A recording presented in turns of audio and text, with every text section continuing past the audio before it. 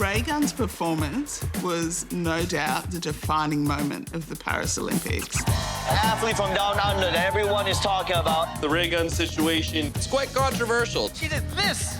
What was your take on Raygun? I was laughing like a motherfucker. You were, yeah.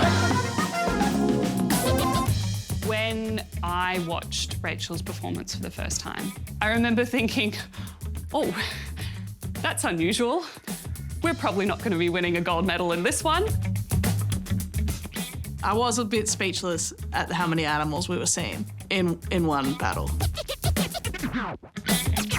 The kangaroo, the sprinkler. And I thought, is that the best that Australia has to offer? It was simply Karen Kangaroo hopping around on the stage. Raygun is an international treasure. It has made me very, very happy, and me and my friends have been shitting ourselves laughing. I just found it interesting. People were really for, really against. It was the extremes and the huge emotions, I think, is what made me feel like it should be a musical, because it felt operatic. What? That poor girl. We had such conflicting emotions. Am I supportive or am I embarrassed? We've got a uni professor who doesn't look like a breaker, who's wearing a green and gold tracksuit that looks like it's straight out of Lowe's. It just doesn't quite stack up to some of those other stories. We love Cool Runnings, Eddie the Eagle, Eric the Eel, because they're hard luck stories. But in this case, it's not a straight underdog. It's just a confusing mess, and it's hard to make sense of.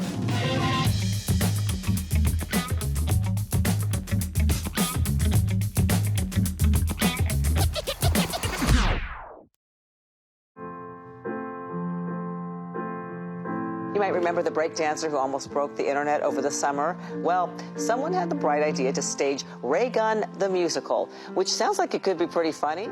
The first time I saw the Raygun dance was on the internet. Wow, Raygun! I have to ask you this. How are you feeling since your performance? I actually thought the Jimmy Fallon sketch was really mean. Wow, Raygun! Everyone, Raygun. It's Raygun, everybody. And I just wrote a song breaking down. I'm meant to go on after being mocked on Jimmy Fallon. I thought she's the hero that Australia needed, the female Shane Warne, you know, the one that's that's flawed, but we love her anyway. I wanted to tell that story. I wanted an Australian larrikin story. The biggest moment of my life turned me into a clown. There's a Shane Warne musical, there's a Harold Holt musical, there's a Chappelle Corby musical. So yeah, of course there should be a Raygun one. I thought, that sounds fun. And actually, what a great story to parody. Like, it's a proud tradition of Australia poking fun at some of their big personalities. But then Rachel Gunn was basically threatening to shut this musical down. A Sydney comedian says she's had to cancel her Raygun-inspired musical. Raygun's lawyers threatened legal action and shut it down. I think at that point, a lot of people lost sympathy for Rachel Gunn. A lot of the people who'd been right in there with her the whole time started thinking, this is getting a bit unfair. Remember also that there is a person behind all this who, until a few months ago, nobody had even heard of.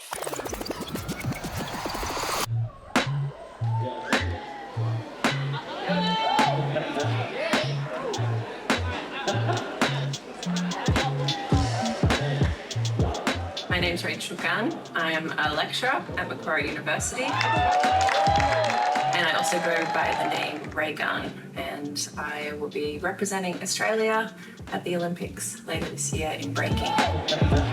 I was introduced to it by my boyfriend, who's now my husband and my coach. It's been life-changing. I'm Jordan Baker. I'm the chief reporter at the Sydney Morning Herald. I ended up having a coffee with Rachel Gunn perhaps about a month before the breaking event at the Olympics. I really liked her. I found her very articulate, extremely knowledgeable. I mean, she thoroughly knew her sport. You've got a PhD. This is what you're an academic. You did your PhD in breaking. Yeah, I did. And my journey of like academia and breaking really was happening at the same time because I was also reflecting on my experience as one of the only few B-girls in Sydney, and I was looking at the gender politics of the scene. But she was in a sport which was a very bad fit for the Olympics in the first place, and all the politics that went around that. The moment that I started thinking about breaking as an Olympic sport came about in 1984.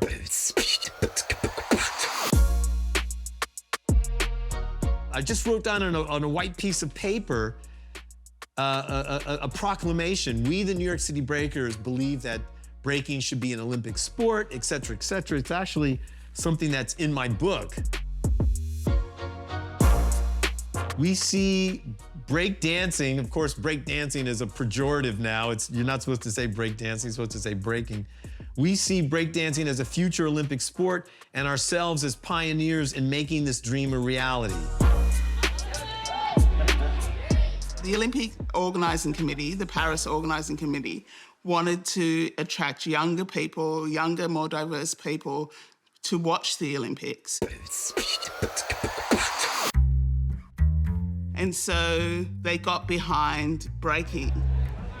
Within the B-boy, B-girl breaking community, there was all sorts of arguments and debates about whether breaking should be an Olympic sport or even be considered a sport at all. Some people thought that it diluted an art form that was born on the streets of New York. How do you judge something that's street, that is cool, that's very organic? How do you judge that? Breakdancing. It's been in Australia for a couple of years now. Well, what is breakdancing anyway? Just another American dance craze? Rachel told me that one of the concerns in the community was that a lot of people didn't know much about breaking, and they still thought, in her words, that it was a stale joke from the 80s. And that if they were to go to the Olympics, they wanted to be really careful that breaking, didn't become a global joke again. And we saw how that turned out. When you found out that they were going to be there and included as one of the sports, were you like, I've got to go. I've got to try to get on that plane? Yeah, of course. I upped my training. I mean, there was so much uncertainty. I didn't know if Oceania was going to get a spot, was going to get a qualifier, and we were so lucky to get that direct qualifier to Paris. But yeah, of course, you've got to be prepared and you've got to go for it, right? Raygun won the 2023 Oceania qualifiers. I have asked the question whether there were B-girls who maybe couldn't afford to get to those tryouts in Sydney, but Raygun was there and she was the best on the day. Raygun 2-1! The Oceania qualifier. It did have our top talent of B-boys and B-girls. What's the word? The talent pool of B-girls is so small compared to the B-boy community in Australia. My big problem with the Olympics and breaking was the vetting and how the hell Raygun got to be in the Olympics at all. Okay? Sorry. And I know this is an Australian television show. I love you guys. I think you're incredible athletes. But for whatever reason, breaking didn't happen there in a way that allows you to compete at the level that you need to be able to compete at in the Olympics.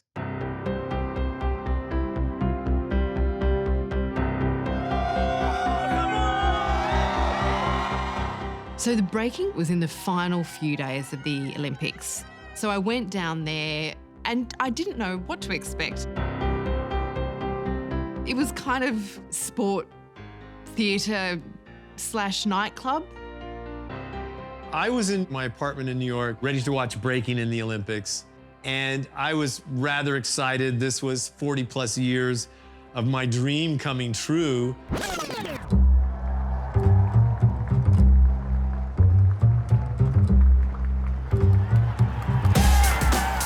Dog is here. He just gave a standing ovation to the last battle.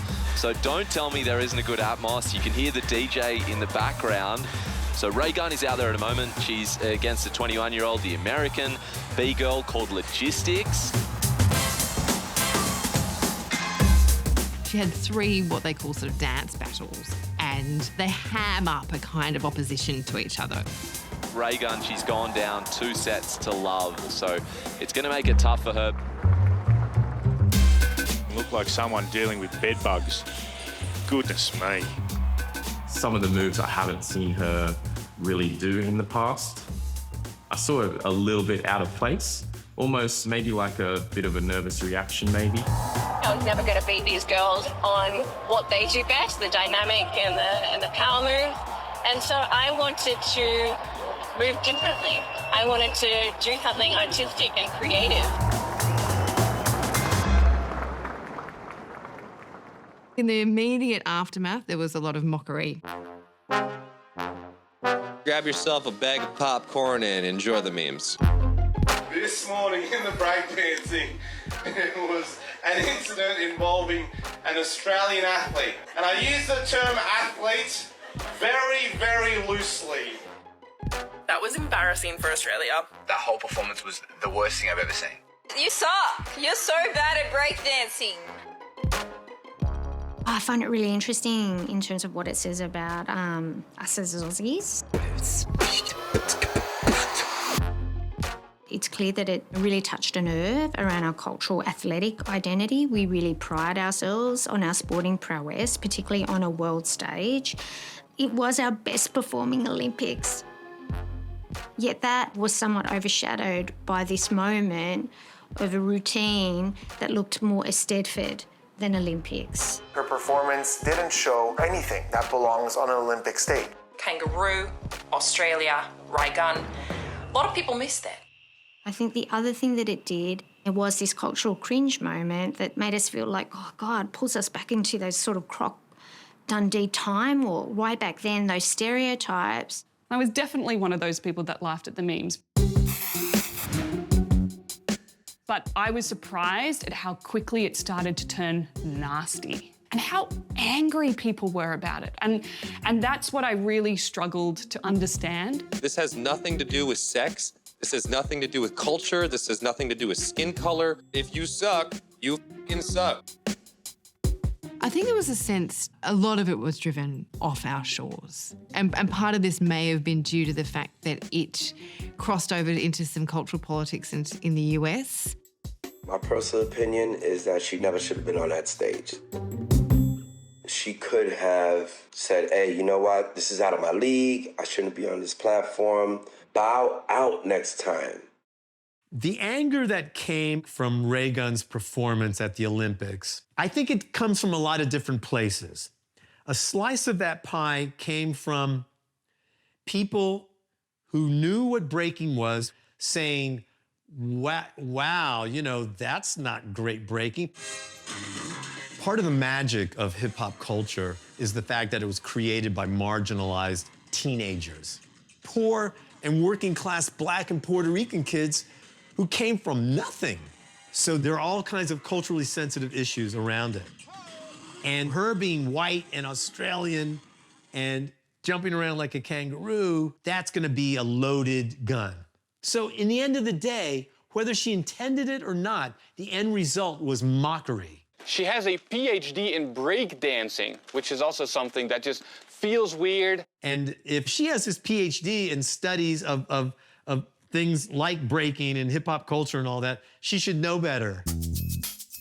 You know, breaking is all about originality and bringing something new to the table and representing your country or region. And this is exactly what Raygun was doing. She got inspired by her surroundings, which in this case was a kangaroo, you know. So from our perspective, there was nothing really shocking.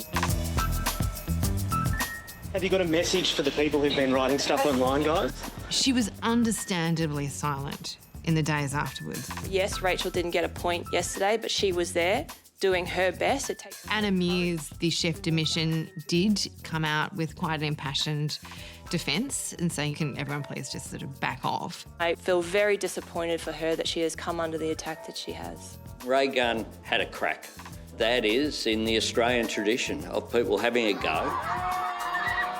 I think there was a sense that, you know, it was a cultural moment. She gave an unusual performance.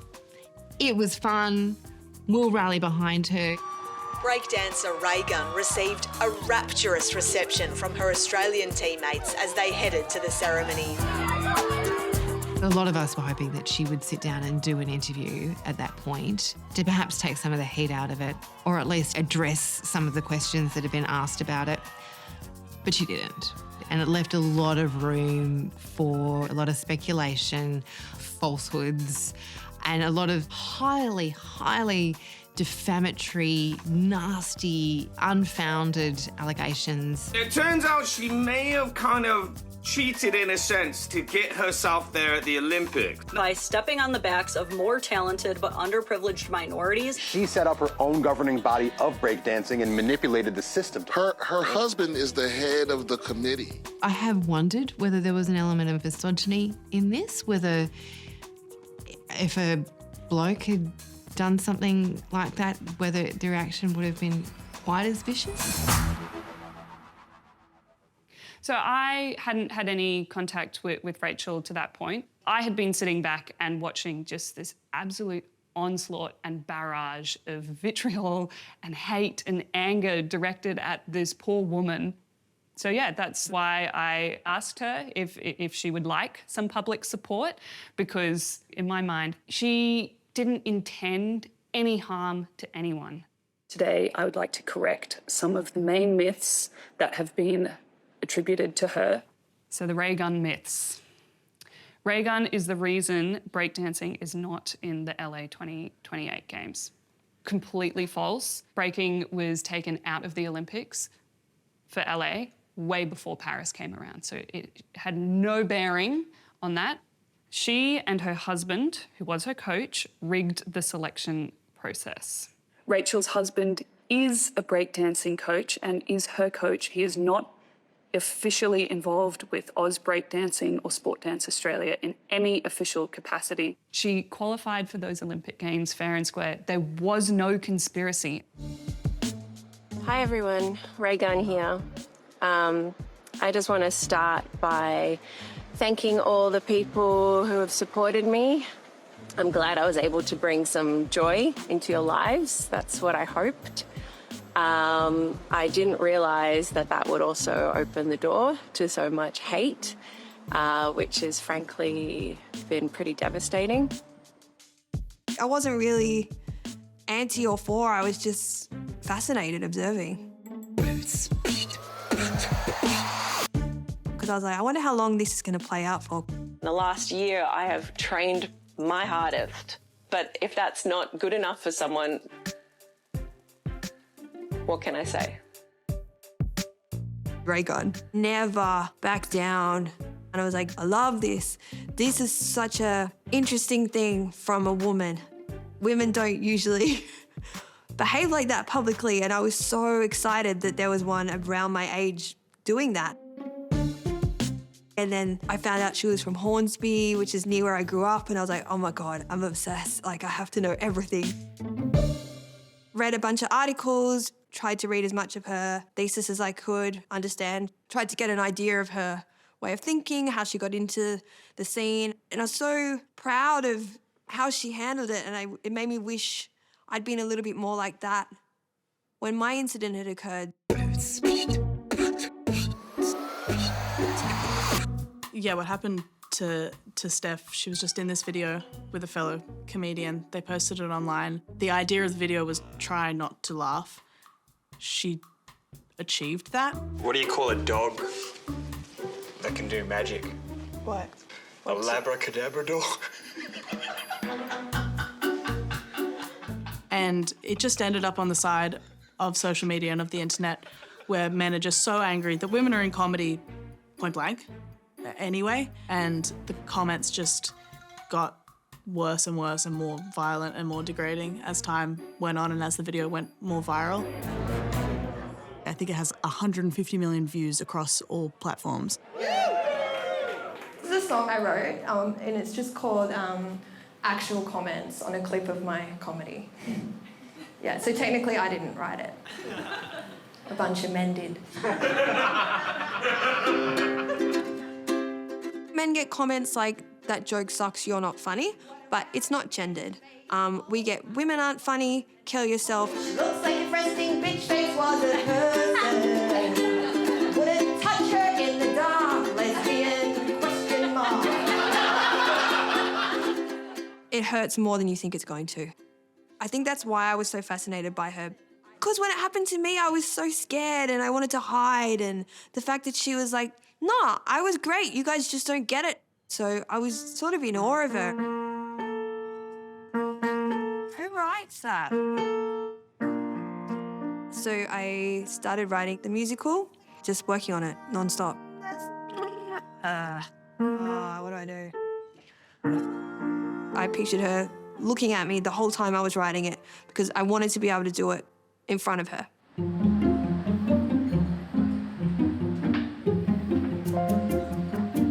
Steph showed me a version of the script and walked me through the numbers, and I just fell in love with it. I thought it was so funny. I think for me the themes are privilege and how people use their privilege and how there's opportunities for some of the population and not for others. I think the Raygun at the Olympics was a perfect example of that. I wasn't saying she got everything because she's rich. I'm saying there's loopholes that exist in art culture and sport culture, and everybody's doing it. She's just playing the game that we're all playing, but we're calling her out and nobody else, and I thought that was wrong. I'm excited for this rehearsal. Yeah? I reckon it's going to be like kind of messy, but good. Yeah. It was the very first sing-through of it in December. I'd asked a bunch of comics to come and give me notes, because that's who you want in a trial show. Should I be worried about the cultural ramifications of being the face of street performance on a global scale, given that I grew up privileged and white? Yeah.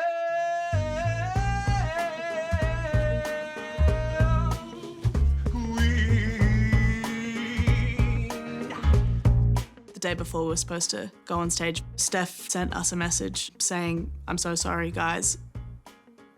Raygun's legal team has contacted me." It was a cease and desist. It said I had breached trademark, something, I don't know, I can give it to you. It was saying that I couldn't use her name. I wasn't authorised to tell her story. The dance moves were copyrighted. The silhouette was trademarked. Basically, every element I was not allowed to use. My trial show tonight for Raygun the musical has been cancelled. Raygun's lawyers got in touch with the venue and threatened legal action, so we will be refunding everyone their $10 or comp ticket back. I remember seeing that online. The show had been cancelled, and I had an immediate negative reaction to that.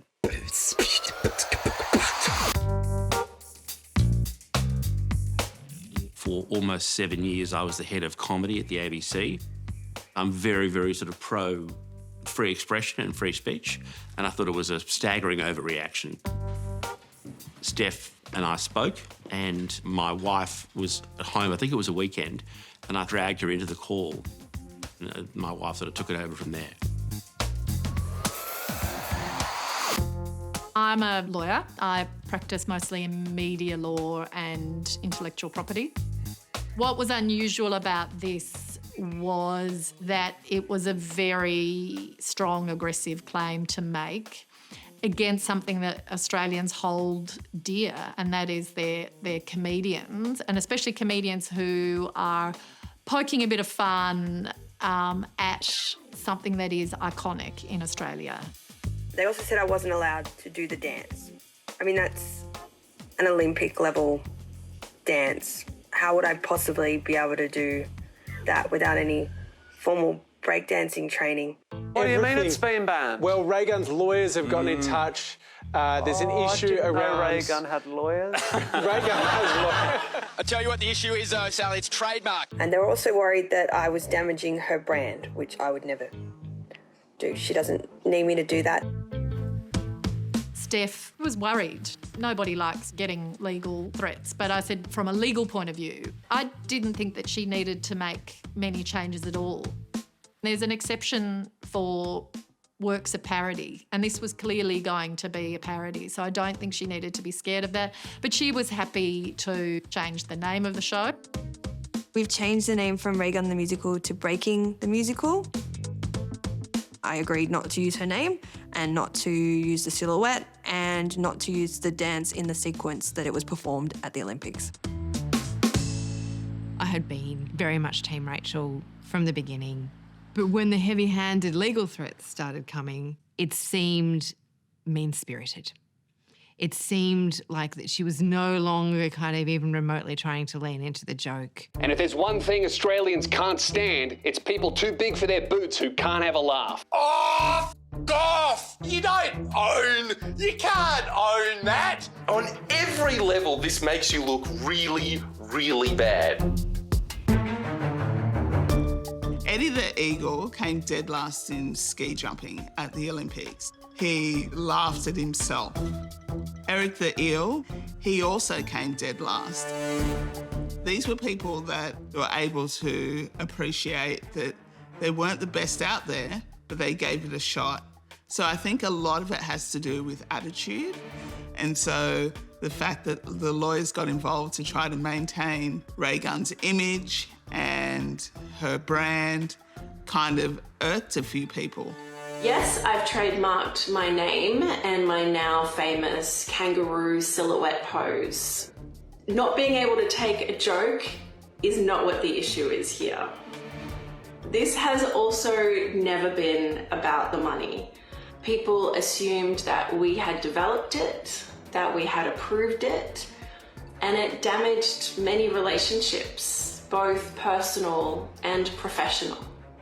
So this is why my management and legal team had to work so quickly to shut the musical down. I have to say, I sided with Rachael on it. A lot of people were making a lot of money off Raygun. Suddenly, her outfit that she wore at the Olympics is the second highest selling Halloween costume on Amazon. And I think that she maybe saw this as a way of like, oh, someone else is benefiting from me and my name.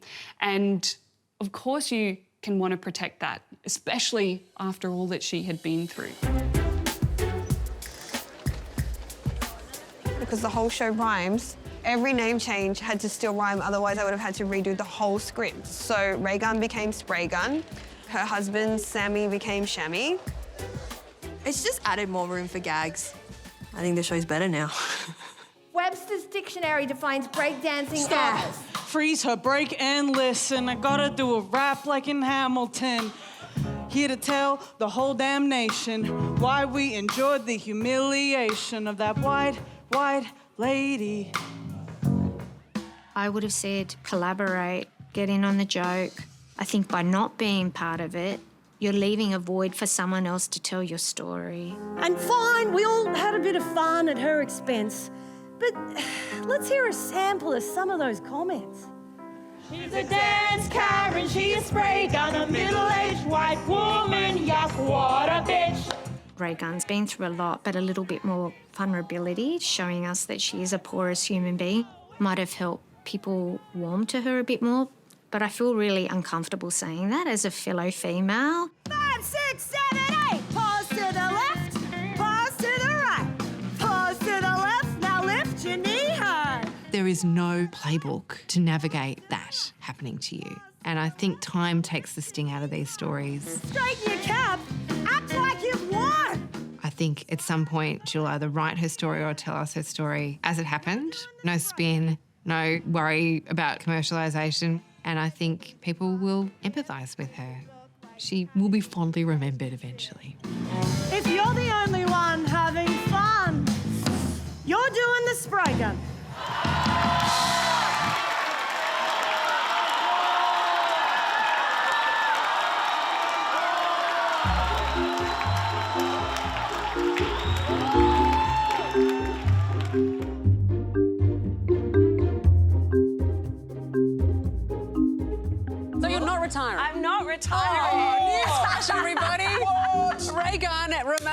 Raygun. Yes. It was really tough. I seem to be quite polarising. I think people either love me or hate me. I'm not ever going to stop dancing. Breaking for me, it's a culture, it's a community, it's a lifestyle, and you can't retire from culture.